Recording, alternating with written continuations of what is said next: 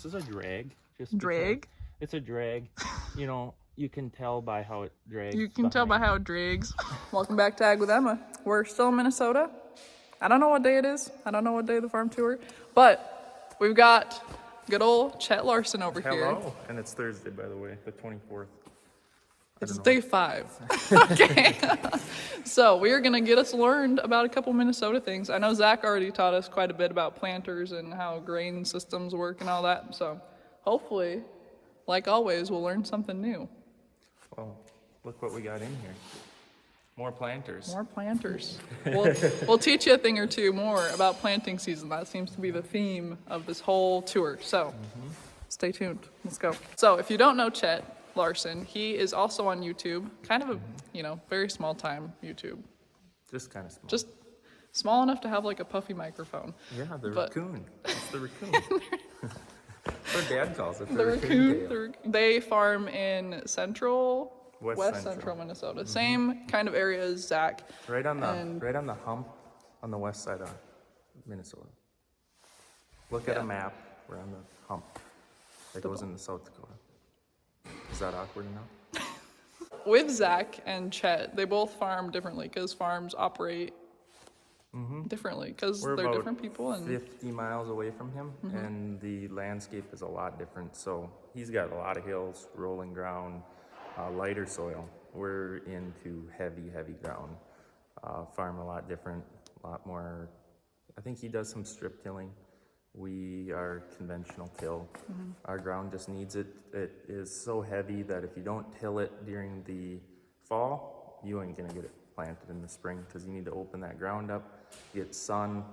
Sun is so low in Minnesota during the winter that come springtime, you need as much black dirt to catch heat, to dry it out. And basically we say we need a 1/2 inch of dry dirt to mix with the mud. And then mix with the mud. Maybe we can show you a little bit of that so you guys understand what they have to deal with, because it's cool to see soil from everywhere. So we'll show you some soil. It's not dirt, it's soil. We've seen a planter with Zach.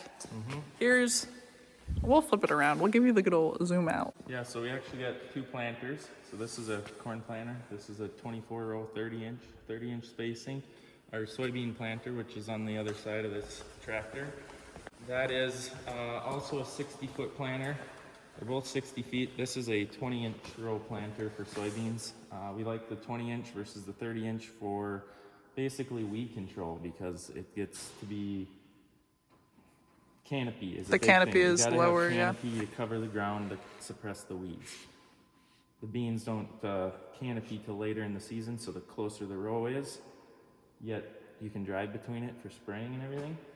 That's why we like the 20-inch.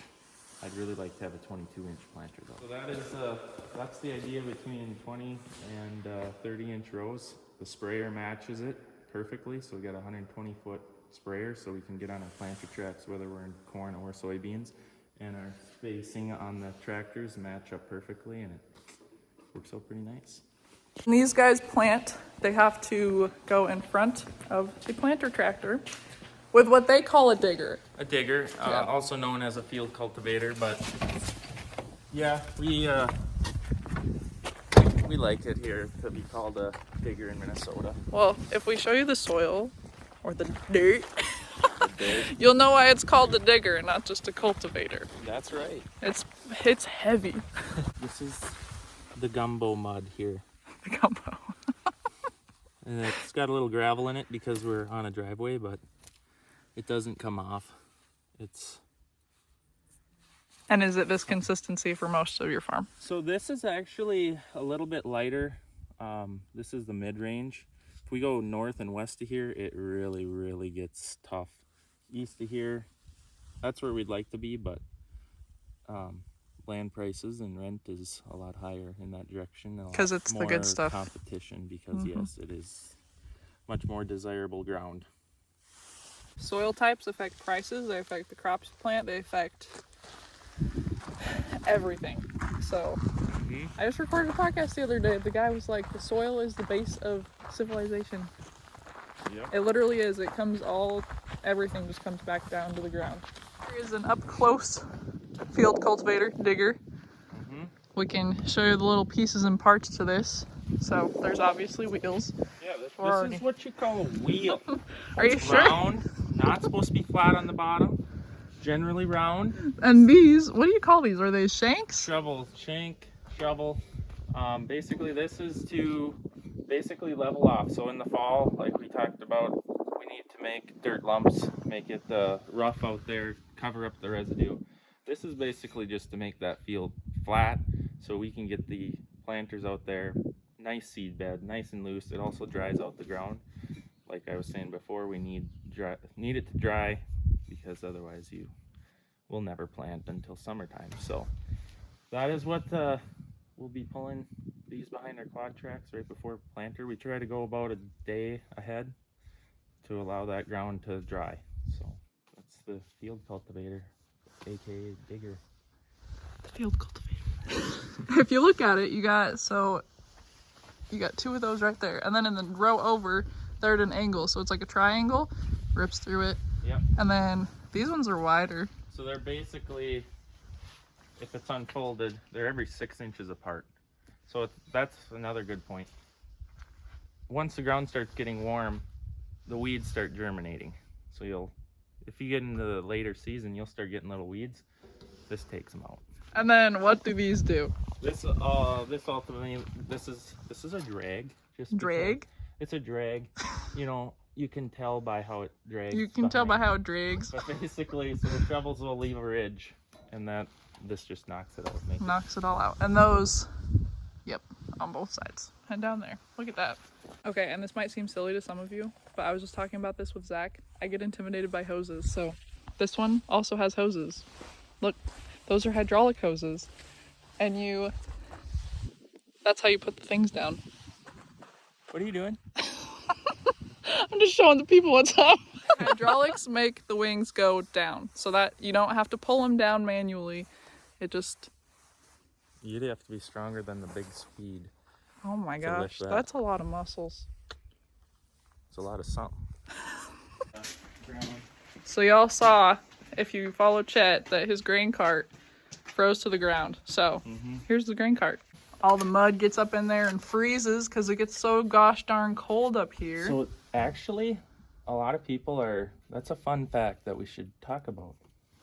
So everyone's always concerned with compaction. We don't really worry about that up here too badly because the frost freezes the ground, which expands the ground, and then when it thaws, it actually lessens compaction. This mud last fall, I would not have been able to dig this out.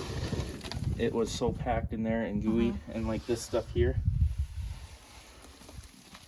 Look at that. That was rock solid and extremely wet when it was parked here. And I mean, it actually turns into powder again just because of the frost. So it has its own way of breaking itself up. Pretty cool. With Larson's, they own a lot of their equipment, and there's advantages to that. A lot of people can rent equipment or borrow it.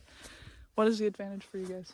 So the advantage we do all of our own prep work, dirt work, ditch cleaning, you name it. We try to do it ourselves. So we have an excavator, dozer, payloader, dump trailer, lowboy, and what our opinion is if we can make the payment, because hiring it done is $150, $180 an hour. So if you buy a used piece of equipment, you can pretty easily make that payment a year. So we figure we'll make the payment instead of pay someone else. And at the end of the 5 years, 6 years, however long you own it, you've got equity in there and you just paid yourself. But you get to work a ton. A lot. It's a lot of work. It's guaranteed work every day. Yeah. So it's like paying rent versus paying a mortgage. You know, you're putting it in there. So then it's yours. Back in your operation. Back in your operation. And then you always have the tool around when something goes sideways and it's like, oh, how are we going to fix this? Well, we'll get the excavator. I got a tool for that. We'll get the excavator. We'll smash it or lift it or break it. Most of the time, break it. We didn't come here to see Chet. We came here to see Amy. Just kidding. It's girl-to-girl thing, man. Sorry. Yeah. It's good to see you. So, Good to see you again. Amy's the cool mom, right? Well, it depends what day.